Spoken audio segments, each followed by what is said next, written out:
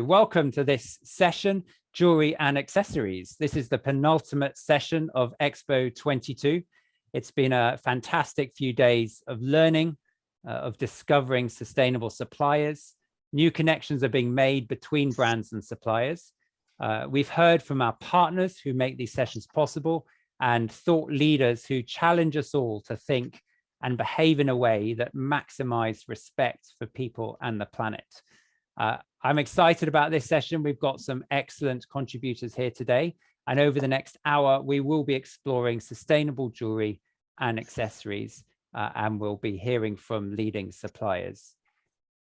Common objective, for those of you who don't know, is a community committed to a common objective. The clue is in the name. Great fashion products that value people and the planet. And there are three aspects to CO. The first is learning. So we've got more than 300 resources on the site. And we also have bite-sized email training courses in your area of interest, which can be delivered into your inbox over the course of 5 weeks. So that's learn. The second is connect. That's connecting individuals. We've got 50,000 members from 150 different countries, and all those members can connect with one another. As well as individuals connecting, businesses can connect. And we've got a diverse range of brands and suppliers who are on the site, and they're ranked by their co-sustainability score. Any business can create a business profile for free. So if you haven't yet got a business profile on CO, you'd be very welcome to do that. It's based on the search ranking, is based, as I say, on the sustainability score. But there's also another algorithm which matches content and businesses to people who join CO, and so that everyone sees the content and businesses that are right for them. And the third thing is create, and that's what we will be looking at a little bit later, just a quick demo of a new tool that brings our members together to develop sustainable fashion products and collections. Delighted to be joined today by Primoz Sporar, who is the founder of the pioneering business Woodbelt, Dea Baker, founder of Aqua and Rock, an independent sustainable fashion brand, and Anna Loucah, a multi-award-winning British jewelry designer. My co-host today is Laurent, my fantastic colleague who is head of global partnerships, and we'll be hearing from him a little later. So Primoz and Dea, please welcome, first of all. Great to have you here. Please, could you, if it's not too painful, introduce the other person? So Dea, maybe if you start, are you willing to introduce Primoz to us? Yes, of course. Well, Primoz, amazing partner and sort of a teacher, which I met in the deep COVID during a couple of years ago. It's kind of almost coming to 2 years since Primoz and I met. I was looking for new, interesting companies and products I could work with and develop my own fashion brand. I came across this amazing Slovenian organization that Primoz led, and I got in touch and we started talking. And to begin with, it was just because I was looking to work with somebody to complement with accessories my fashion brand, i.e. because Primoz was working on belt, but we got talking, and then what certainly helped start thinking outside the box. I approached Primoz and say, can we work, can we develop, can we adapt? And Primoz was more than accommodating, and we started as a little bit as an experiment to work on a project where we used and transport and his work and buckles into fashion item and accessories, not just a belt. So we can grow his and my product range. Amazing. That's superb. So Primoz, it sounds like you can supply some fantastic things. Can you share a little bit about your perspective on that experience and what you appreciate about this collaboration? Yeah, well, obviously, thanks for the invitation first. And obviously, Aqua and Rock, in my view, is one of the most innovative, I would say, and sustainable brands, not only in the UK, but in Europe probably. So Dea being a CEO of Aqua and Rock, that I think demands to be innovative, to be an expert in the fashion industry. And what I would say admire with Dea is that she shares, I would say, our empathy for the society challenges, and being in a way independently driven, so not so focused on a business result as such. Well, we all need to be, but in a way seeing it from the wider perspective. And this is really precious for us to find partners like that, and seeing it from the perspective of building partnerships, not only being a supplier and a buyer in that sense. I think that gives the grounds to long-term partnership, sustainability, and circularity also in the relationships, not only in the product side or industry side. That's amazing. It sounds almost too good to be true. I'm guessing there have been a few challenges along the way. Dea, would you be willing to share one or two challenges and maybe how you overcame them together? Oh, God, give me a challenge we didn't have during COVID. I created the entire new collection during COVID period online. And to be fair, Primoz and I never met. That's the funny part. I think it's everything was conducted email and Zoom, and obviously sending backwards and forwards samples, making sure that kind of products fits my product. So, and then we would have to send it to factory. There have been few happy accidents. I remember camel color belt you made for me, and it was the wrong brown color. When I opened, I was going, oh my God. And it turned out to be that mistake became my bestseller. So that was one of the challenges, which was to begin with a little bit scary. Then also, we needed to do tests because obviously Primoz uses wood, how longevity and how sturdy this product will be if we use it as a part of the fashion belt or on our trench coats. So we had a few hiccups and mistakes. Then we had a mistake with logos. We had loads of mistakes just because it was difficult to communicate. And as I said, I actually recreated trench coat, which obviously became quite unique product in terms of, because I implemented the hood on a trench product and also wooden buckle on the belt and the sleeves, which now became a signature that opened a lot of doors for Primoz, but equally for myself and Aqua and Rock. So we're getting extra new partners that are linking to this relationship. And we're still communicating pretty much and do everything still on Zoom. And hopefully this collection will grow into other accessory products as well as fashion products. But yeah, a few hiccups on the way. Yeah, well, that's amazing that some of those turned out to be actually beneficial in a way. Yeah, no, that's fantastic. In terms of this collaboration and beyond, for either of you can answer this, how do you balance? It's a real tension balancing commercial success with social and environmental impact, and focusing on those three things. And we're hearing from our members all the time different ways they're doing that, and would be really interested in your perspective on how you do that, particularly as you have such a strong collaboration mindset, both of you. Well, from my perspective, I start, it's in a way not so hard as it seems from the distance. Basically, the team is a newcomer in the fashion industry. So I really appreciate that they're patient with us, because obviously we didn't have much clue about how the fashion industry works.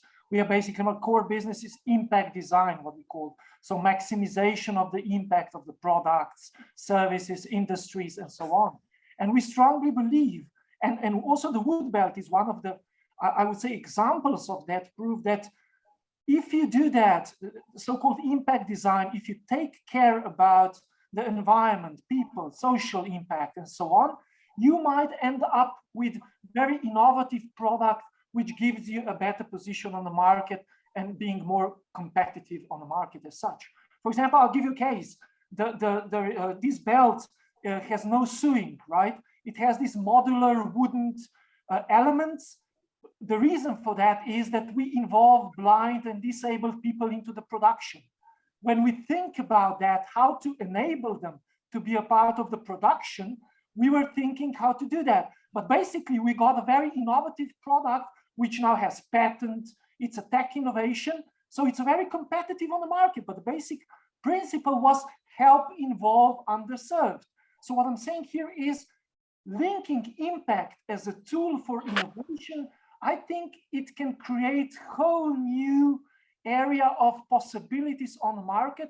And if you do that in a strong partnership, such as we do it with Aqua and Rock, it gives you really new opportunities that you didn't think about. So it's a right way to do it, I think.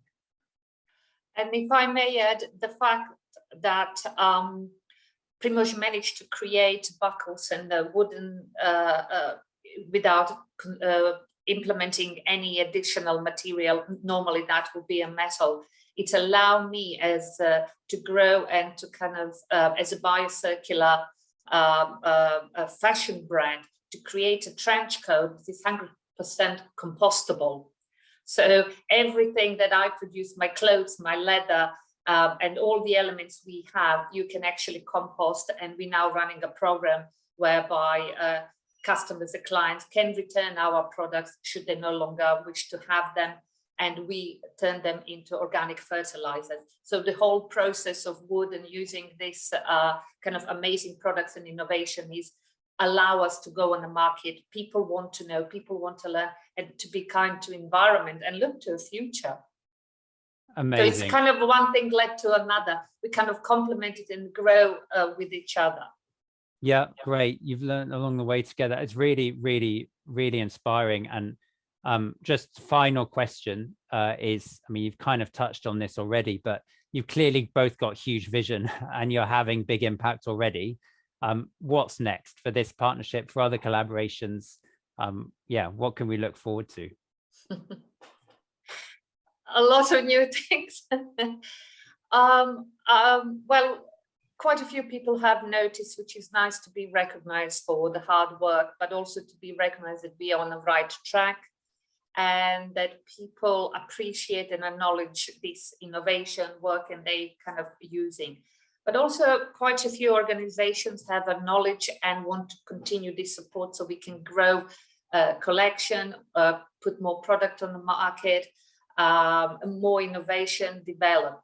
So something like, for example, I'm just kind of in the process and Primoz is going to help me. We are creating for the Impact Fashion Fund in New York, completely new collection. And we're bringing another partner apart from the UN Impact Fashion Fund, collaborative. They will come from Ghana, weavers. So it's kind of like almost a chain reaction. We're connecting and we're growing.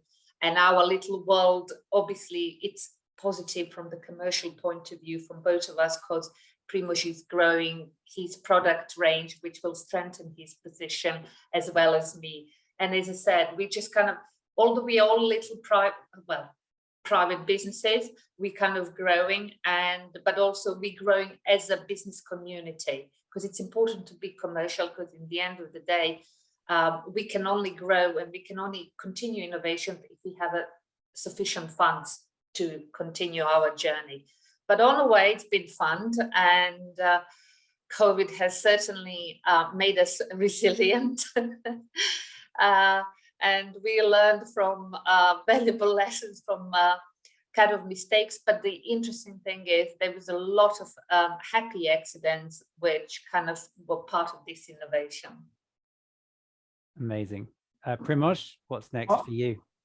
From my perspective, I think we need to work on the project that were actually kind of related to the work we do, because the very concrete results of our partnership with Dea are, for example, the support of the Google. They just gave us 1 million euros for the impact design projects, and one of them is obviously Impact fashion and the belts and the whole thing that we're doing with Dea.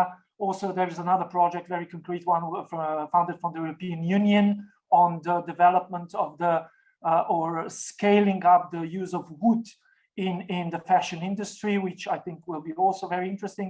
But I think at the same time, what I would like to remain is together with Dea to kind of stay spontaneous and innovative, and to leave us enough space for new ideas that might surprise us in this year or next. So I think there will be plenty of challenges, but I really look forward to that, because there is a real impact if you do it in this way, and if you build a real partnership, not only as a supplier and a buyer, but in a sense of growing together, and really appreciate it. And I'm thankful for that, to the Aqua and Rock. Brilliant, brilliantly summed up. Thank you, Primoz, and thank you both for sharing those insights with us all today. That really appreciate your time. If people have questions for Dea and Primoz, do put them in the chat or in the Q&A functionality on Zoom. We are now going to move on to a different sort of collaboration, an industry collaboration. I'm delighted to introduce Anna Loucah to you all. Hi, Anna. Anna is founder of multi-awards winning brand Anna Loucah Jewellery. Anna's first major fair trade commissions are part of Olivia Firth's Green Carpet Challenge, and her jewellery has been worn on red carpets at international film festival ceremonies, including the Oscars and the Golden Globes. She is also founding member of Fair Luxury, an independent collective of jewellery industry change makers who have a shared vision for a responsible and sustainable future for people and the planet. The collective includes individual designers, makers, traders, retailers, advocates, and educators. Very good to have you here, Anna. Thank you, Andy. That's quite an introduction. Very nice of you. Well, I'm sure you could have done it better. Would you, yeah, great to have you here. Would you like to share a little bit about Fair Luxury, this collective, and what inspired you to start that, to be one of the people to found that? Yeah, sure. Well, first of all, thank you for inviting me to be a part of this inspiring group. It's really exciting to be here and to hear everybody else's projects and work that's happening. Yeah, so my name's Anna. I as Andy's saying, I am a goldsmith working in fair trade and traceable materials. I work a lot in bespoke and one-of-a-kind pieces, which over the years I've been plugging away at this for a long time. Since fair trade launched in 2011, I've had my fair trade license, and so been involved very much in that world for quite some time. And during that time, I've managed to make contact with some amazing suppliers, and also people working in amazing fields across the world, trying to bring more materials, more awareness, more conversation around the ethical jewelry industry to the industry at large, and to enable easier access. And so, as being really involved in that world and fascinated by it, a group of us got together as a group of volunteer industry professionals, with the aim of putting out this sort of knowledge, or this shared experience, and sharing the journey of what it is to be working in the ethical jewelry world. And we're called Fair Luxury, and it's been amazing. I'm really proud to be a part of it. We've done, we've put together some amazing events and conferences, and over lockdown we've been creating a series of online events, because obviously we couldn't have conferences and face-to-face meetings or what have you. So we've been running online open house events, which have been really well attended, and I think has enabled us to have a wider reach of people wanting to be involved, wanting to learn more, wanting to get involved. And we try and tackle all kinds of subjects. We're not there to we're not any kind of certification or we're just opening the conversation. We just want to open the discussion and provide a space for people to come along and sort of learn a bit more, to talk a bit more, say, okay, this is what I'm doing, this is what I'm interested in. Okay, well, we could connect you with here, we can connect you there, or we have other speakers that are coming in, you know, if you wanted to learn more about a certain topic. So really community driven. And so as such, over recent, well, just a year actually, we've just had our first anniversary of what we've called the Fair Luxury Pledge. And that's created with the intention of doing everything that we've just talked about, that I've just talked about there, of just bringing people together, just enabling a community of people to just find out a bit more about what it means to be ethical, or whatever that means to you within your own business, within your own way of working. It's a way of encouraging people to take a step further down the line towards making their own businesses more sustainable, more ethical, whatever that might be, whether it's a big step or a small step, or if you're a small business or big business. The pledge, the idea of it is that you put an intention, I guess, out there. You state, this is what I intend to do, this is what I want to do to take the next step towards making my practice more ethical or more sustainable. And you get involved on the Fair Luxury website, and you can fill in the information there. I'll put all that in the chat, or, so everyone can have a little look.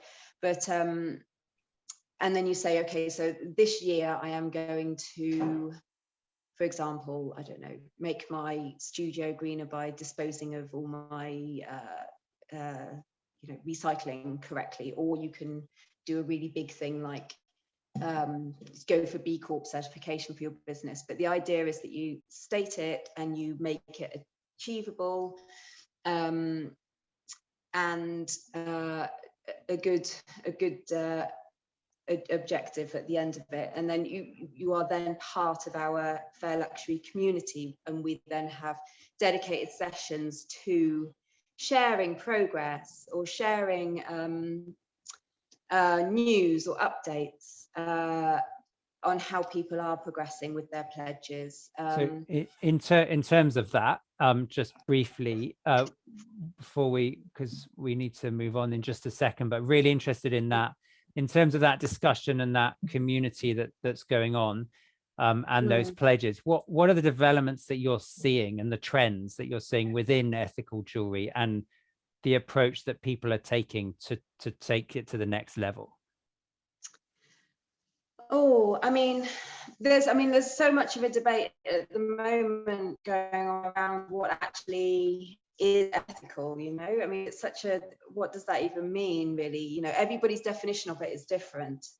So it's really interesting to sort of pull together different versions of that. I mean, some people choose to look at the environmental impact, or full traceability of the sourcing of the materials. Obviously, you know, the materials that we use come from the ground. I mean, it's just, they are finite, you know, there's no getting away from that. So some people would say, okay, so I'm just going to recycle everything, recycle metals only. So there's everything above ground, that's all we're using. And other people would say, okay, well, so my definition of that is to make sure that all the communities, you know, that miners, the artisanal miners, get fair pay, and therefore can environmentally sustain their own environments where the materials are coming from. And so that's what I would choose to do, or I would choose to, you know, have no more environmental impact. So it's a really broad definition. I mean, there's all kinds of other discussions going on at the moment. Another big one would be lab-grown diamonds versus natural diamonds, you know. There's, you know, and there's all sorts of wonderful initiatives going on, bringing new markets, giving new markets routes to market. There's a lovely project going on at the moment in Congo, DRC, Clean Gold project. which is really exciting. That's a whole new avenue that's been opened up there. It's been an ongoing project for a few years now, so we're just starting to see the results of that coming forward. So I mean, it feels like there's a real fire in the industry at the moment for ethical sourcing, traceable sourcing. Like really, people are really wanting to know about it, really wanting to get involved, which is so exciting, you know. So there's, yeah, we're hearing about new things all the time, but I think it feels like there might even be kind of a race to the top situation happening, which I love. You know, it's just kind of, okay, so all right, so you're doing this, okay, so let's do this a bit better. Okay, so especially with the diamonds, lab grown versus natural, it's like, okay, so who's going to be better, who's going to make themselves better to make it more appealing, you know, to the customer, which is a great, you know, it's a great result of more things coming into the options, you know, into the consumer options. So yeah, it feels good at the moment, although there are obviously still a huge amount of turmoil and a long way to go. A race to the top sounds amazing, and yeah, that's hugely encouraging to hear that is happening, and there's real movement and innovation, and there's different avenues being pursued. So thank you, Anna, for sharing all of that. That's really great. Yeah, so Anna's going to be sticking around, so if people have questions for Anna, please do put those in the chats. Thank you so much. We're now going to move on. I'm going to hand over to Laurent, who's going to introduce our exhibitors to us. Andy, thank you so much. Also from my side, a very warm welcome to this Friday afternoon session on jewelry and accessories. Exhibitors is the next up. So I'm really excited to give each and every exhibitor that we have in the session today a 2-minute speaking slot. Now, I won't be keeping the time, but if I notice that we go above, I might say a little something just to respect everyone's time. Lovely. Let us start with the first exhibitor of the day, the Accessory Think Tank. Good afternoon, everyone. Thank you so much for giving me the opportunity to listen and learn from everyone here on this group call, and also Common Objective. I'm truly grateful to have found Common Objective as my personal commitment to learning and doing better professionally and personally, and for the environment and artisans is where I come from. Just a quick overview on me and my background. I live in New York City. I wish I could visit everyone and go to the UK and meet everyone from Common Objective in person. I hope to. My career was with Bloomingdale's for 14 years in merchandising and buying. And then for 17, I've had a little consulting business that is called the Accessory Think Tank, that has been evolved and grown from 17 years ago to today in regards to the approach of supporting brands, designers, ideas, creating them, helping to merchandise them, bring them to market, and support each client's goals and visions. Always thinking about the competitive landscape and the positioning of uniqueness within the landscape, brand extension, and then in the past few years, my own personal and professional approach to making smarter, more intelligent choices and figuring out how to understand and navigate to support that. I'm very interested in collaborations for my own company, for my clients, and looking for more manufacturing options. I also have some incredible manufacturing relationships globally, happy to share. And I do have a global consulting business where over the years I've met with brands who have been in business trying to create a positioning, and we've been very effective at doing so.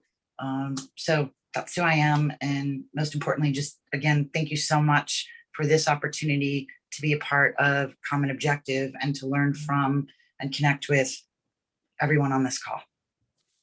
Nancy, thank you so much, with the beautiful views over New York City, joining the session today. Next up, we have Marquee Trade Fair. Marquee Fair Trade couldn't make it, but they are a artisan producer in Ecuador, and they supply sustainable handmade Ecuadorian artisanal hats, and they're WFTO members. So they've got a very strong commitment to fair trade. And if you visit their business profile, they have examples of the products they make, and you can also connect there with Guadeloupe.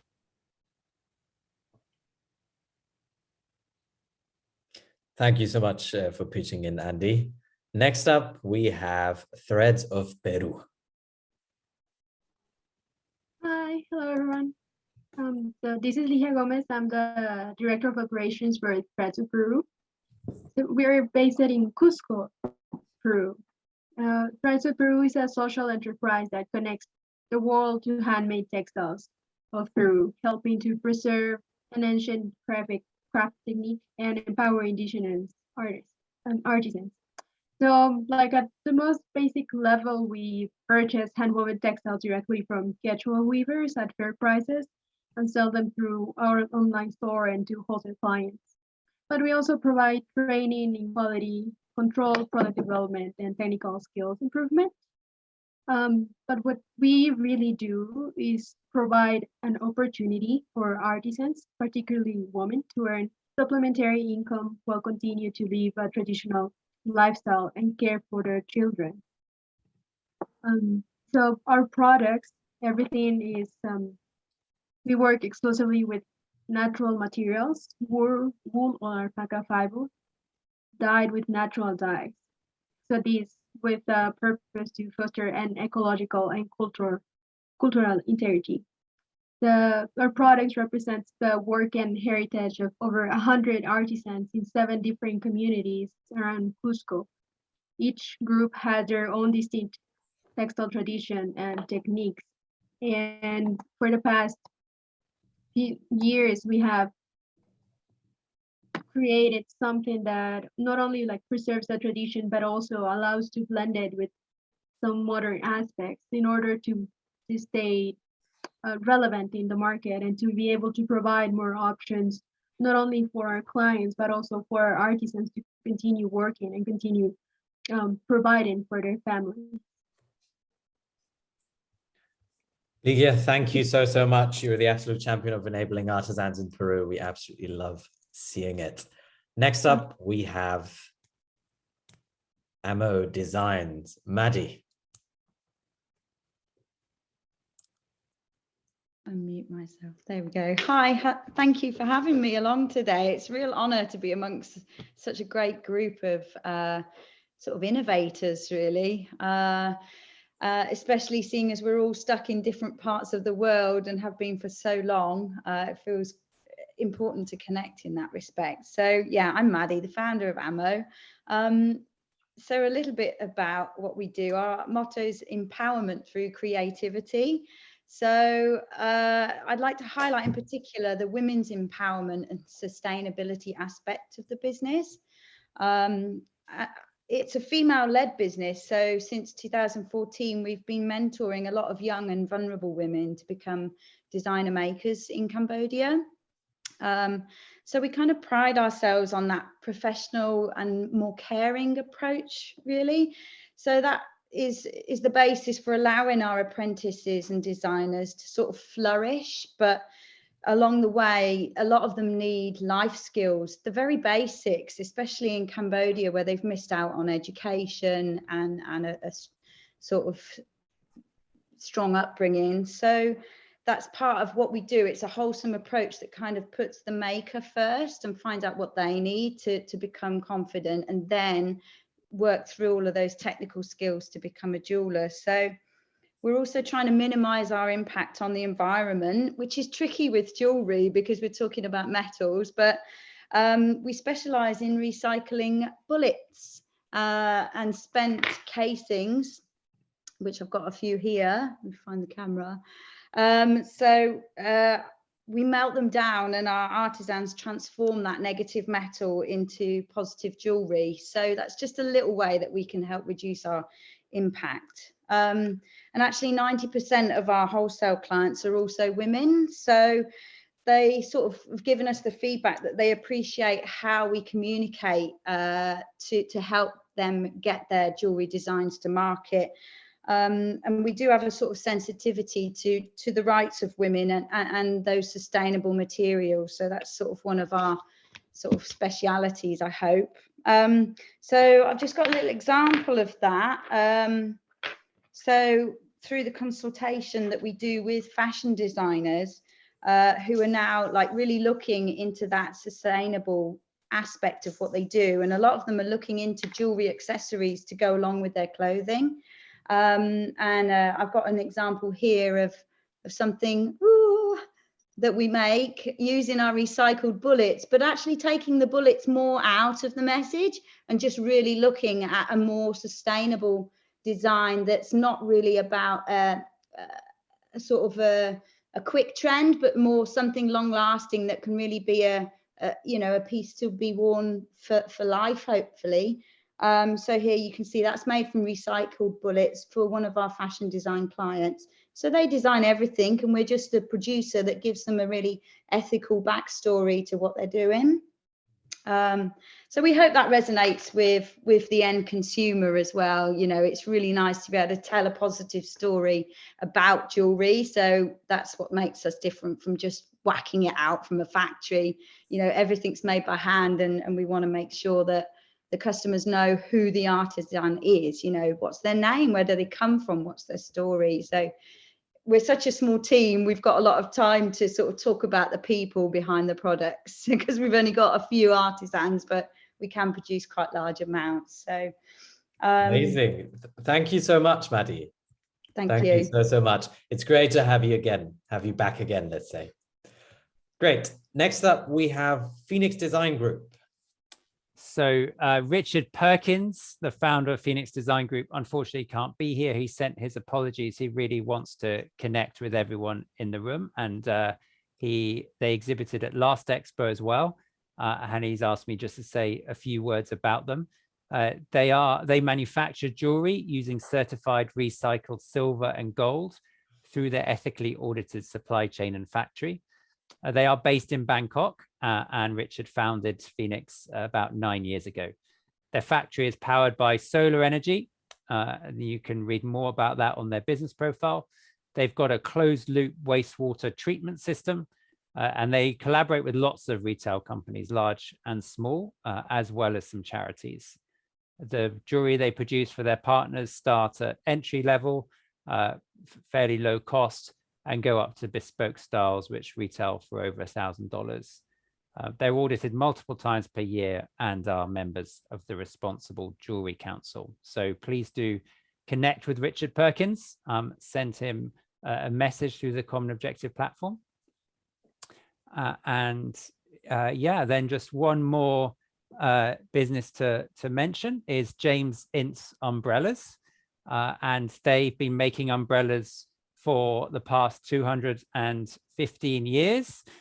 Each umbrella comes with a lifetime repair guarantee, and their offcuts are upcycled into linings for items such as bags, and their wood and metal offcuts are also upcycled.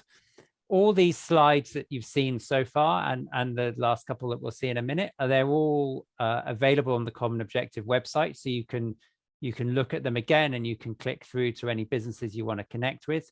A link to these slides will be put in the chat before the end of the session if it hasn't been done already. I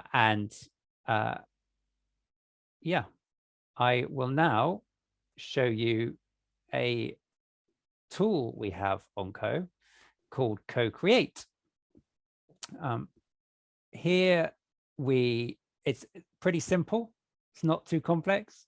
In 5 minutes, if you're a brand, you can present your idea or sourcing needs, whether you might have a sourcing need around apparel, it could be fabric, it could be accessories, and as well as connecting with the suppliers in today's session, you can post that need into Co-Create, and these suppliers will see this as well and can help to figure out if they are the right fit for you. It takes, as I say, about 5 minutes, and you've got 2 routes to go down: apparel and accessories or fabric. So here we are going down the apparel and accessories route. It's all quite, in terms of privacy, you can choose to hide your name or display your name. And right from the outset, you can make that selection just here. If you display your name, you'll likely get more suppliers responding to you. But if you'd rather hide your brand name, then you can choose to do that. As you move through the flow, you can add styles. So this is a fairly basic little form to fill in. And once you get to the end of it, you can add more styles, or you can move on to the next section. So here we can add jewelry and which segment it is. You don't have to put the price point, but you can. It can help a supplier know if it's right for you. Same with target cost price. And then if you have multiple colorways and number per colorway, and if you have different sizes as well. And then as you would expect on Common Objective, there's lots of different suppliers who offer different services. So you can select which services you require. And then there's also, of course, a focus on sustainability. So here are the company practices that are most important to you as a brand. So suppliers can then identify whether they are a good fit. You can select any preferred certifications. We've got a good range of certifications. You can choose one, more than one, or none. And then as we head to the last couple of pages, that you don't have to fill this in. It's not compulsory, but there's just a bit more information before we head to the last page, which is a section that you can upload any tech packs, any images, any files whatsoever. That will remain hidden until you grant permission to individual suppliers to see it. So you don't have to worry about IP. That will remain hidden. So at this point, you publish the projects, and when you've done that, it appears on a page, which we're looking at now, where lots of different projects are hosted. And so this is particularly of interest for suppliers in the room. If you head here, then you can see projects that have been posted by different brands. You can see the basic information, and you can request access for the full information, at which point you can submit a proposal. And submitting a proposal is also straightforward because it pulls information from your business profile. So there's not a lot of extra work for you to do each time. That's co-create. Just very briefly look at connect. So that's, we discussed a little bit earlier about connecting with people and businesses. You can access them all here. If you're not on Co, please sign up, and then you will be added to the people, and everyone can set up a free business profile as well, so people can connect with you through your business. I mentioned briefly earlier, the algorithm on the ranking algorithm for businesses is based on sustainability score, which is developed by Co. So it's a good way of browsing through businesses. And finally, Co has a lot of resources, articles. There's hubs like this, which kind of bring articles together. The Jewellery Hub includes information about market, about materials, about the supply chain. And so you can read all about this, lots of different articles.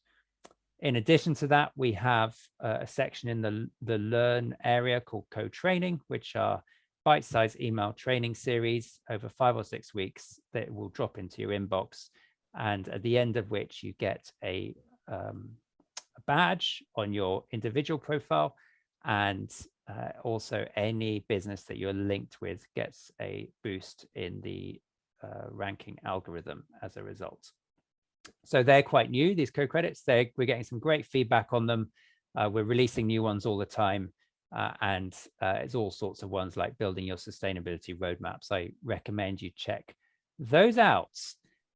That is the Co platform. if we just head to the different packages available, just quickly put all of that into the context of the different packages. We are, of course, free to join, and we want to have the biggest possible impact. Our community is the best thing about Common Objective, and it is what is going to continue to change the industry, are each of you who are working so passionately for what you believe in. And these different plans are ways that we can offer different tools, different resources to you to help you do that. So the associate membership plan is for individuals. It's just $19.99 a month or $199 for the year. And this gives access to all the pro content, all pro events like the masterclasses that we've had during the last couple of days, and it can be cancelled anytime. Then there's 3 business memberships: the Pioneer, which is the intro business membership plan, that will give you access to co-create. And then I'm going to hand over to Tamsin, who's going to talk about team and leader. Hi, thank you, Andy. Really good introduction there. So I wanted to share that we are looking to be working much more closely with 2 initiatives this year. One is the UNFCCC Fashion Industry Charter for Climate Action. And then the other is looking to work more closely with the UN Global Compact so that we can build partnerships where we can achieve meaningful change across the industry. And that's what our leadership package is about. We're looking to work with businesses to both support and partner with these organizations and the kind of content that we're going to create. So we showed you the Jewellery Hub. That was something we did in partnership with an organization. Transformative. It's really a win-win because the partner gets out there as a thought leader and the content is fundamentally helpful. I showed you the Fashion and Planet co-credit, which we created in partnership with one of our suppliers. Again, every day people are now getting training in how to, the basics of the things they should integrate to do fashion better, but also how to not reinvent the wheel. There are 50,000 members on Co, and many of them are experts who have tried to resolve challenges in the industry. And there's a lot we can do through sharing that information. So with the leader package, we will support you as a brand towards achieving real meaningful impact, which is what this is all about. As a supplier, any of the pro business packages give you much more promotion on Co. The leader package allows you to participate in Co Expo. And I also just wanted to mention that on the topic of sharing best practice, for the rest of the year, we have a pretty exciting program ahead of us of events which are all available to our pro community. And I'm so pleased to see our pro community growing really rapidly. It's often some of the most engaged people on Co. We include a Co Insider group, which allows you to connect once you're part of that group. And over the next 6 months, we're going to be putting the spotlight on our award winners. At the beginning of this week, we announced the Co 10 businesses that are achieving excellence in sustainable fashion practices, really incredible work. And we're going to be chatting to them through our fireside chats. Every month or couple of weeks, we'll be hearing the inside story of how they've tackled the challenges and how they've overcome them and created great products that transform livelihoods and have a positive impact on the planet. And then in October, we're planning our next Brand Leaders Summit, where we'll have a longer period of time to put the spotlight on businesses leading the change and bring you together, because this is a community for change. So while I'm here, I'm going to show you the thing we've done differently for this year's Expo is make sure that all the content that we're sharing during the sessions is immediately available. So you see, I can find my way back here to the jewelry presentation. So if you want to look through that and connect with anybody you've heard from today, and I'm just gonna land on the last slide and hand back to Andy or Laurent to tell us what's happening next. I will tell you what's happening next. So next we have, in a little over half an hour, we have the Latin American Sourcing Showcase. It is often a highlight, or maybe always a highlight, in terms of a vibrant session with our own Marielle Humper, who will be introducing us to a number of fantastic suppliers from Latin America, and that is in partnership with Pro Ecuador. So that's one not to miss. I think we have 5 minutes, so if anyone would like to ask a question, now is your chance. I think something that's come across loud and clear and that has been really appreciated by the audience is the way that suppliers are working with brands to overcome challenges and to create really stunning products. Now, we heard from two of a supplier and brand how they've done that. Maddie, would you like to tell us a little bit more about how you've worked specifically with brands when they've come to you with a challenge? Thank you. Well, actually, thanks to Co and the last Expo, I have a new client, which has really saved us in the pandemic. So everything that you're doing is working from a perspective, especially because we're all so remote. Like, my customers used to land in my lap when I was in Cambodia. You know, the tourism industry fueled most of our business, but now that I'm in the UK online doing everything remotely, resources like this are great. And actually the most recent client that we've got came to us as a designer who'd never done jewelry production before, and so this was a brand new thing for her, and she really needed a lot of support to help her understand how things are made, what the limitations are, how sustainable is that material. And I think the reason that she chose us was because we are transparent about what we do, but it's been a massive challenge to communicate everything without actually being in the same room. So yeah, trying to digitize what we do has been important to work with these new contemporary companies that we've found through Co.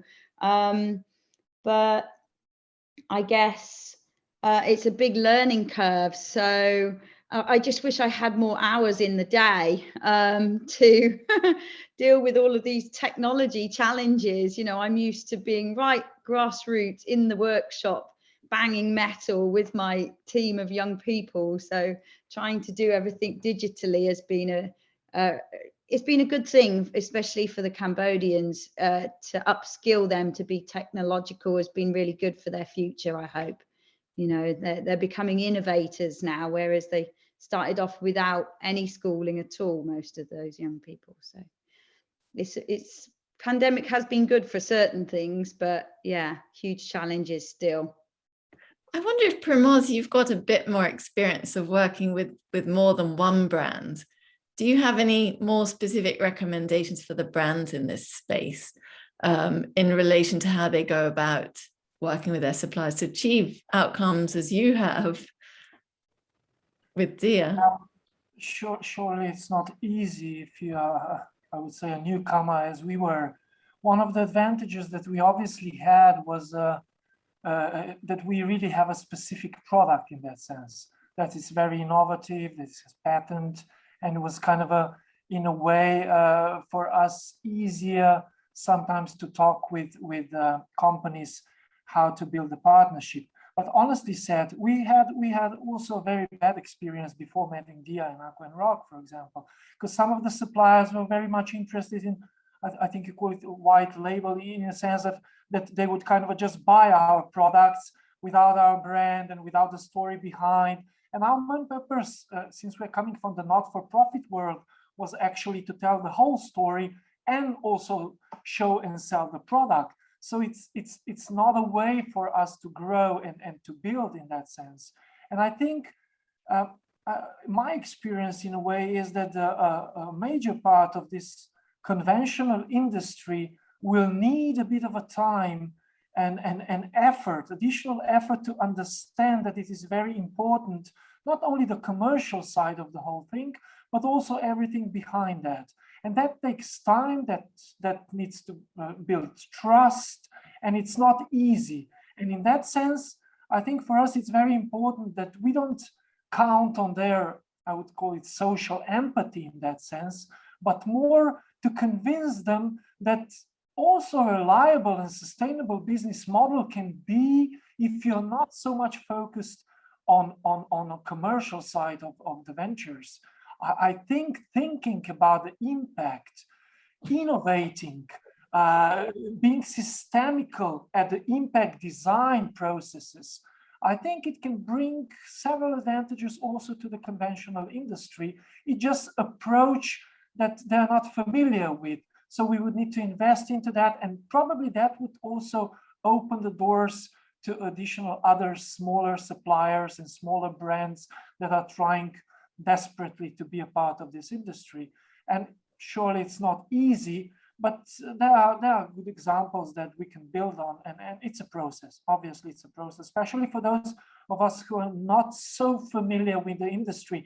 Because if I compare the fashion with other industries where we work, for example, the tourism or the wooden industry and others, it might be even more kind of a closed industry in a sense of that the procedures, that the practices are very defined and everything goes as it was for several decades probably. So probably we'll need a little bit of time to make huge changes. And we all appreciate all your efforts in that sense to help us, our smaller brands and small organizations, not-for-profits, these unconventional stakeholders, to put ourselves on the map. Thank you. We're reaching the end of the session now, but just a quick call out also for the Accessories Think Tank. You've got their links there, but obviously the Accessories Think Tank are there to support brands in this journey. I'll hand back to you, Andy, to close the session. Great. Well, thank you everyone so much, particularly to all of you who've contributed. It's been fascinating, and I hope that everyone in the room has learned something and also found new solutions to their problems in sourcing. So it's really, really wonderful to have had this session, and hopefully we'll see many of you at the next session, the Latin American Sourcing Showcase. That's a mouthful. Great. If you've enjoyed the impact stories behind these businesses, that's what we're going to hear more of in Latin America. Some amazing businesses doing incredible things. I really hope to see you there.